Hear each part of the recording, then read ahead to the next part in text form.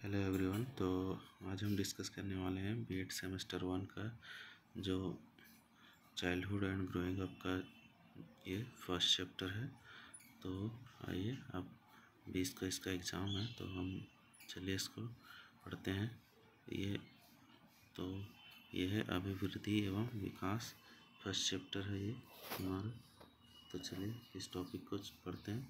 सबसे पहले यहाँ पे दिया हुआ है विकास का डेफिनेशन।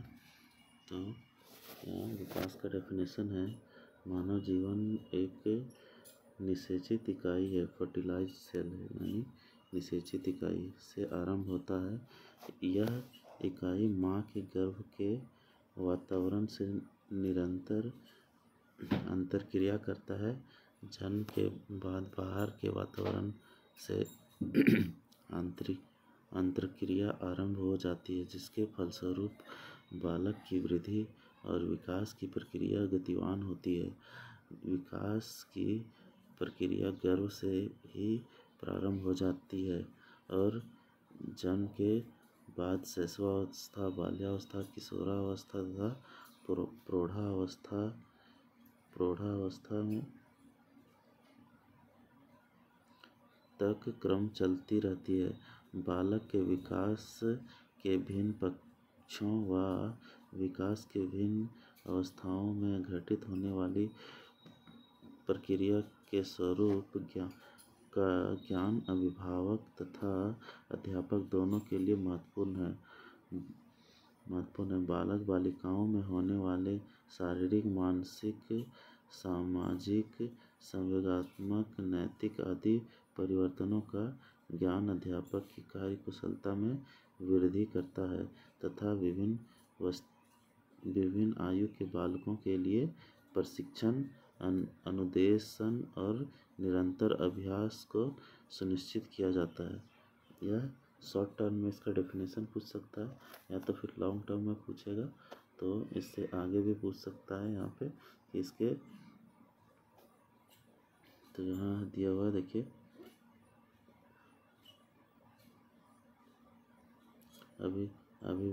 अभिवृद्धि एवं विकास।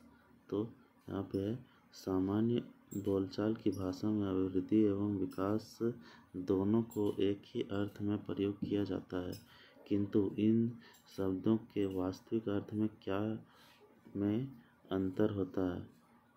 अभिवृद्धि से तात्पर्य है आकार, वजन, विस्तार, जटिलता।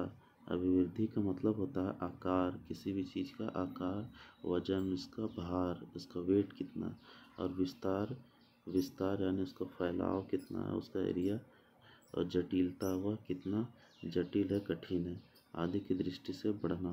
जबकि विकास का अर्थ है व्यक्ति का एक अवस्था से दूसरी अवस्था में पदार्पण करना, यानी एक अवस्था से दूसरी अवस्था में पदार्पण करना है। अभिवृद्धि का स्वरूप परिणात्मक रहता है, जबकि विकास का स्वरूप गुणात्मक रहता है। तो ये शॉर्ट क्वेश्चन में आ सकता है। तो ये था।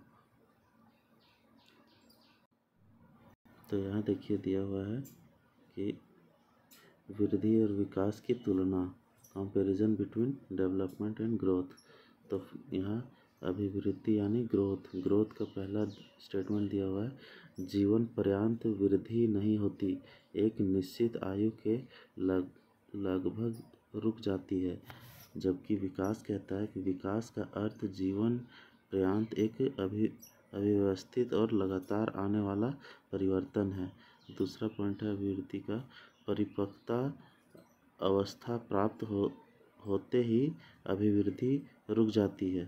तो इसका दूसरा पॉइंट कहता है कि विकास कभी भी नहीं रुकता, परिपक्वता की आवश्यकता प्राप्त होने पर ही विकास रुकता है। तो ये था। अगला पॉइंट है इसका, तीसरा पॉइंट है, अभिवृद्धि का संबंध शारीरिक तथा मानसिक परिपक्वता से है, जबकि विकास वातावरण से भी संबंधित होता है। और चौथा पॉइंट है, मात्रात्मक पहलू में परिवर्तन अभिवृद्धि के क्षेत्र में आता है। मात्रात्मक अभिवृद्धि के क्षेत्र में आता है। इसका चौथा है, यह मात्रात्मक पहलुओं का नहीं बल्कि गुणात्मक और स्वरूप के परिवर्तन का संकेत देता है। पांचवा पॉइंट है, अभिवृद्धि में व्यक्तिगत भेद होते हैं। प्रत्येक बालक की वृद्धि समान नहीं होती। सभी बालक में जो है वृद्धि समान नहीं होती है, अलग अलग होते हैं। और इसमें अगला पॉइंट दिया हुआ है, पांचवा पॉइंट, विकास की दर सीमा में अंतर होते हुए भी इसमें समानता पाई जाती है। विकास का दर में भिन्नता होती है, असमानता होती है, अंतर होती है, उसके बावजूद भी इसमें समानता पाई जाती है। तो अगला पॉइंट है 6 पॉइंट, अभिवृद्धि के साथ विकास हो भी सकता है। एक बालक का भाव व मोटापा बढ़ने के साथ यह आवश्यक नहीं है कि वह किसी कार्यात्मक परिष्कार को प्राप्त कर ले। और इसका अगला पॉइंट है, अभिवृद्धि के बिना विकास हो सकता है। कुछ बालकों के कद, भार या आकार में वृद्धि न होने पर भी वे भौतिक, सामाजिक, भावात्मक या बौद्धिक पहलुओं में विशेष कार्यानुभव वाले हो सकते हैं। अधिक कार्य अनुभव वाले हो सकते हैं। तो इसका अगला पॉइंट है 7 कि अभिवृद्धि से होने वाले परिवर्तन मापे जा सकते हैं। यानी इसका जो अभिवृद्धि का परिवर्तन है उसको मेजरमेंट किया जा सकता है। इसका अगला पॉइंट है कि कार्य और व्यवहार में परिष्कार का संकेत देने वाला होने से विकास गुणात्मक परिवर्तन लाता है, जिनका मापन करना बहुत कठिन होता है। तो इसका मापन नहीं किया जाता।